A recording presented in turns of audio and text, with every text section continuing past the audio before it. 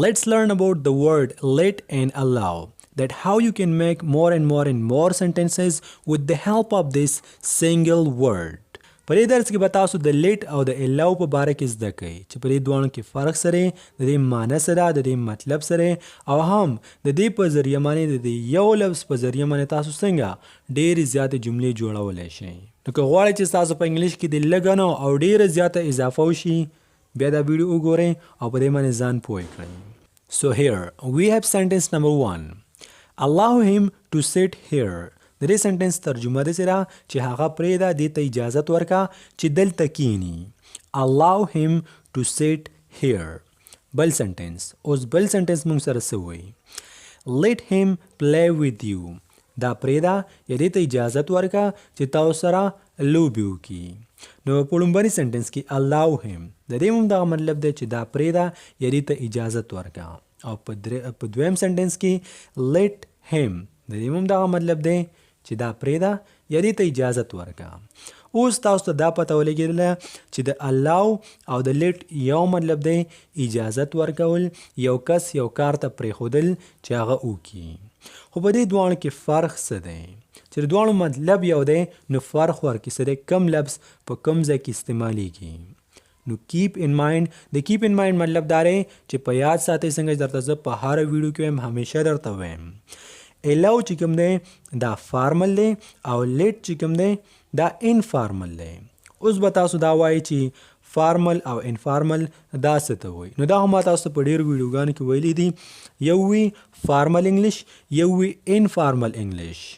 کله چې یو کس تاسو نه په رتبه کې یا په عمر کې درنه ډیر وي، مطلب یو کس مشر دی یا ستاسو نه په رتبه کې درنه غټ دی، ستاسو استاد دی، ستاسو یو بل مشر دی، ستاسو باس دی، نو هغې سره به تاسو فارمل انګلیش وایئ. او کوم چې انفارمل انګلیش وي نو دا موږ هغه کسانو ته وایو چې هغه زموږ همزول وي، په رتبه کې را سره یو وي، هغوی سره زموږ ګپ وي یا زموږ ورسره کولاو ګپ وي.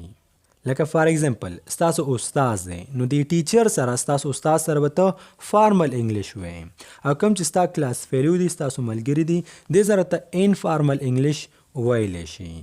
لکه په پښتو کې به درته یو آسان مثال درکم، یو لفظ دی ډک شه او بل لفظ دی اخره، نو دواړه یو مطلب دی.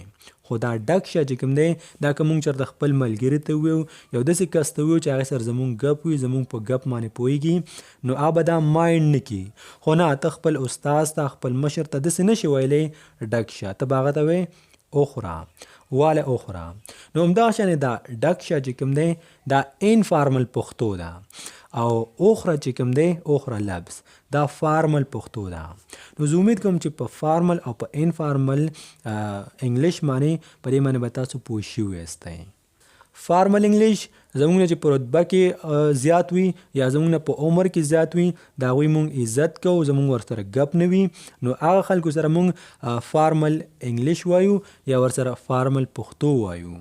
خو نه، کم کس چې زموږ همزولي وي، زموږ ورسره ګپ وي، موږ ورته چې هر څه وایو هغوی مایند کوي نه، بیا هغه خلکو سره موږ انفارمل وایو. نو همدغه شانې الاو چې کوم دی دا فارمل دی، دا به چا سره وایي؟ استاد سره، پرنسپل سره، یو بل مشر سره، ستاسو نه په ګریډ کې په رتبه کې چې درنه غټ وي. او لیټ عامو خلکو سره، ملګرو سره چې تا ته پته وي چې دوی سره زما ګپ شته دی. نور د دواړو مطلب یو دی. اوس راځئ دا ښه په ډیټیل کې ښه په تفصیل سره زده کوو چې دا په جملو کې څنګه استعمالیږي او دې د یو لفظ نه تاسو په سلګونو یا په زرګونو جملې څنګه جوړولی شئ. راځئ ورته ګورو. دلته موږ سره یو سنټنس دی، My father does not allow me to go alone. د دې سنټنس مطلب دا دی چې زما پلار ما ته اجازت نه راکوي یا ما نه پرېږدي چې زه ځان له لاړ شم. ما مې پلار یو ځای ته ځان له نه پرېږدي چې زه ځان ته یک تنها لاړ شم. د الون مطلب دی ځان له، او دلته چې الاو راغلی نو د دې مطلب دی اجازت ورکول یا پرېښوستل، یعنې ما مې پلار نه پرېږدي. دلته تاسو لیټ هم ویلی شي، خو نه، دا ستاسو پلار دی، دې سره به تاسو انفارمل انګلیش نه وایئ، د هغې دپاره به بیا تاسو فارمل انګلیش استعمالوئ. که لیټ استعمال کې څه خبره نه ده، خو ډېر صحیح چې دلته راځي هغه به راځي الاو. څه به وایئ؟ My father does not allow me to go alone. ما مې پلار ځان ته تنها مې چېرته نه پرېږدي. بل اگزامپل داسې دی، Our teacher does not allow us to use mobile during the class. زمونږ استاد مونږ ته دا اجازت نه راکوي، مونږ نه پرېږدي چې مونږ خپل موبایل د کلاس په دوران کې استعمال کوو. نو په دې سنټنس کې ګوره الاو راغلی، ته لیټ نشي ویلی. لیټ ولې نشي ویلی؟ ځکه چې هغه ستا استاد دی، ستا نه په رتبه کې زیات دی، ستا نه مشر هم دی. نو په دې وجه باندې ستا ورسره ګپ نشته، ته به استعمالې الاو. که لیټ استعمال کې خلک پې پوهېږي څه خبره نه ده، خو ډیر صحیح الاو راځي. د سنټنس مطلب دی، د سنټنس مطلب دا دی چې زموږ استاد محترم مونږ ته دا اجازت نه راکوي، مونږ نه پرېږدي دې ته چې مونږ خپل موبایل راوباسو او د کلاس په دوران کې استعمال کوو. بل اگزامپل داسې دی، who allowed you to sleep here. د دې سنټنس مطلب دا دی چې تا ته چا اجازت درکو چې دلته اوده شي، یعنی دلته د اوده کېدلو دپاره ته چا پرېغوستلي، تا ته چا اجازت درکو. څنګه به وایي who allowed you to sleep here. بل اگزامپل مونږ سره دی، they don't let me play with them. هغوی ما نه پرېږدي چې زه ورسره کرکټ وکړم یا زه ورسره لوبې وکړم. څه کسان دي تا ته اجازت نه درکوي، یعنی بس تا نه پرېږدي. ګوره اجازت ورکول یا یو کس پرېغوستل دواړه یو مطلب دی، یعنی تا دا کسان نه پرېږدي چې ته ورسره کرکټ وکړي. they don't let me play with them. نو دغه کسان چې کوم دي دا ستا ملګري دي، ستا ورسره ګپ شپ دی، ته دلته لیټ استعمالولی شي. که اله ووې بیا هم صحیح دی، هېڅ خبره نه ده. they don't let me play with them. هغوی ما نه پرېږدي چې زه ورسره لوبې وکړم یا زه ورسره کرکټ وکړم. he let me use his laptop. هغه زه پرېغوستم چې د هغه لپټاپ زه استعمال کړم، یعنی هغه ما ته د خپل لپټاپ د استعمالولو د کارولو اجازت راکو، زه یې پرېغوستم چې لپټاپ یې استعمال کړم. ما ورته ویل چې یاره ستا لپټاپ زه لږ استعمالولی شم، او هغه تا ته ووایي چې او استعمالولی شي، ته هغه لپټاپ استعمال کړي. دا اوس موبایل هم کېدای شي، لپټاپ هم کېدای شي، موټر سایکل هم کېدای شي، چې څه ستاسو خوښ وي هغه ورکې تاسو ویلی شي. د سنټنس مطلب څه دی؟ he let me use his laptop. هغه زه پرېغوستم چې د هغه لپټاپ زه استعمال کړم، یعنی هغه ماته اجازت راکړو. اوس دا لیټ چې کوم دی دا فرست فارم هم دی او سیکنډ فارم هم دی.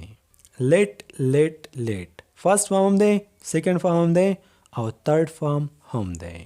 who let him go. هغه چا پرېغوستو، چا ورته ویل چې ځه. who let him go. د سنټنس مطلب دا دی چې هغه ته اجازت چا ورکو چې ځه، یا هغه چا پرېغوستو چې ځه. یعنی که په پښتو کې چې مونږ وایو پرېښوستل یا اجازت ورکول، د هغې لپاره دغه دوه لفظ دي، یعنی دوه الفاظ دي، یو الاو دی او یو لیټ دی، او ما تاسو ویل چې پرې دواړو کې فرق څه دی. بل اگزامپل، let me think. پرېږده چې سوچ وکړم. let me think مطلب دا دی چې پرېږده چې سوچ وکړم. اوس د دې مطلب دا نه دی چې تر یو کس نه اجازت غواړې، خو په پښتو کې چې مونږ وایو چې پرېږده چې دا کار وکړم، پرېږده چې هلته لاړ شم، پرېږده چې ورشم ورپسې، ته اجازت نه غواړې په دې ټیم کې، خو په دې ټیم کې ته لیټ ویلی شي. let me think پرېږده چې سوچ وکړم. think ویل کېږي سوچ کولو ته. او let me go پرېږده چې ځم، بس نور مې زړه راتنګ شو. let me go پرېږده چې ځم، په دې ټیم کې ته اجازت نه غواړې د چا نه. let me talk to him پرېږده چې خبره ورسره وکړم. let me talk to him مطلب یې سره مطلب یې دا دی پرېږده چې خبره ورسره وکړم. let me see پرېږده چې وګورم. let me see صحیح مطلب دی پرېږده چې وګورم. let me try پرېږده چې کوشش وکړم. let me try پرېږده چې کوشش وکړم. let me call him پرېږده چې رنګ ورته وکړم. let me call him پرېږده چې رنګ ورته وکړم، پوښتنه به ترې وکړم. let me work پرېږده چې کار وکړم. یو ماشوم دی، تاسو په عذابۍ را په عذابۍ ته خپل کار کې ته مصروف یې، نو ته ورته ویلی شي let me work. یا بل څوک دی رنګونه راته کوي let me work، یعنی دې کار ته مې پرېږده چې کار وکړم. ګوره دلته دا مطلب نه دی چې ته اجازت غواړې، خو زه امید کوم چې تاسو به پرې پوه شوي یاستئ چې دا په پښتو کې مونږ څنګه استعمالوو او په انګلیش کې بیا څنګه استعمالیږي. let the water boil پرېږده چې اوبه وخوټ کېږي. let the water boil صحیح مطلب دی، مطلب یې دا دی پرېږده چې اوبه وخوټ کېږي. نو مطلب خو دا نه دی کنه چې اوبو ته اجازت ورکړه چې وخوټ کېږي، بس اوبه پرېږده چې وخوټ کېږي. boil چې کوم دی خوټ کېدلو ته وایي، او واټر تاسو ته پته ده. let him speak پرېږده چې خبرې وکړي. let him speak پرېږده چې ووایي یا پرېږده چې خبرې وکړي. let the kids sleep پرېږده چې ماشوم ویده شي یا let the kids sleep پرېږده چې ماشومان ویده شي. let the ice melt پرېږده چې دا واوره ویلې شي. let the ice melt یعنی پرېږده بس چې دا واوره ویلې شي. let them think پرېږده چې سوچ وکړي. let them think څه مطلب دی پرېږده چې سوچ وکړي. اوس همدغه لیټ کله چې مونږه زه خپل ځان په باره کې خبره نه کوم لکه لاول خو راته ما وویل پرېږده چې زه دا پلان کې کار کوم پرېږده چې هلته ورشم پرېږده چې دا وخورم پرېږده چې چای وڅښم پرېږده چې کار وکړم د څه صرف د ځان په باره کې ما خبره کوله یا د یو کس په باره کې مې خبره کوله. خو کله چې مونږ داسې وایو راځئ چې دا پلان کې کار وکړو راځئ چې چېرته په چکر لاړ شو راځئ چې څه پاخه کړو راځئ چې څه وخورو کله چې مونږ د ټولو په باره کې خبره کوو زه د ځان په باره کې خبره کوم ستا او د یو کس نیم بل باره کې خبره کوم نو بیا مونږ څه استعمالو let us د let us مطلب دی راځئ چې همدغه let us تاسو په شارټ فارم کې هم لیکلی شئ let's یعنی که چېرته تاسو ووایئ let us د دې مطلب دی راځئ چې او که چېرته صرف let's ووایئ د دې همدغه مطلب دی راځئ چې. فار ایگزامپل let us go there د دې سنټنس مطلب دا دی راځئ چې هلته لاړ شو. let us go there راځئ چې هلته لاړ شو. تاسو داسې هم ویلی شئ let's go there let's go there د go مطلب دی تلل او د there مطلب دی هلته او د let's مطلب دی راځئ چې راځئ چې هلته لاړ شو. let us eat out tonight راځئ نن شپه بهر روټۍ خورو.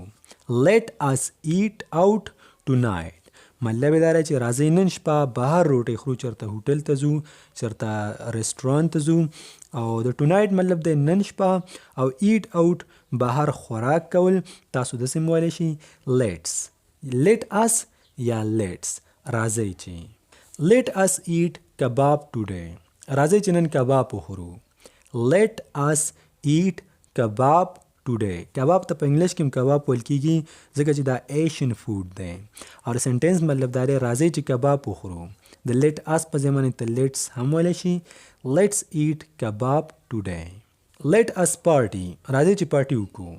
let us یا let's party راځئ چې پارټي وکړو. let's go راځئ چې ځو. let's go راځئ چې ځو. let's learn راځئ چې زده کړو. let's learn English راځئ چې انګلیش زده کړو. let's see what happens tomorrow ګورو چې سبا څه کېږي. let's see یا let us see what happens tomorrow یاره ګورو نو چې سبا اوس څه کېږي نو د دې مطلب دا دی چې مونږ به ګورو مونږ ته به پته لګي چې سبا به څه کېږي. happen مطلب دی کېدل یو کار کېدل. what happens څه کېدل. tomorrow سبا تیر شوي ورځ یعنی پرون دپاره yesterday استعمالیږي او سنټنس مطلب دا دی چې ګورو نو چې سبا څه کېږي. let's see what happens next ګورو چې مخکې څه کېږي. د next مطلب دا شو مخکې یعنی let's see what happens next ګورو چې مخکې څه کېږي. let's give him another chance مطلب دا چې یو موقع بل هم ورکوو مونږ ورته هغه کس ته چا چې غلطي کړې چا چې یو کار کړی هغه ته مونږ یو چانس یو موقع بل هم ورکوو. let's give him another chance چې بیا څه کوي. let's play cricket یا let us play cricket راځئ چې کرکټ وکړو. let's play cricket راځئ چې کرکټ وکړو. کرکټ ته مونږ په پښتو کې کرکټ وایو څه خبره نه ده کله کله زم وایم خو کوشش کوئ کرکټ وایئ. نو بس دې ته ویل کېږي د لیټ او د الاو د استعمال. زه امید کوم زما پوره یقین ده انشاءالله چې په دې باندې به تاسو پوه شوي یاستئ او د دې نه بعد به د دې سبق په باره کې به ستاسو په ذهن کې څه قسمه پوښتنه هم نه وي خو که چېرته بیا هم وي په کمنټ سیکشن کې پوښتنه وکړئ انشاءالله په راتلونکي ویډیو کې به زه تاسو ته جواب درکړم.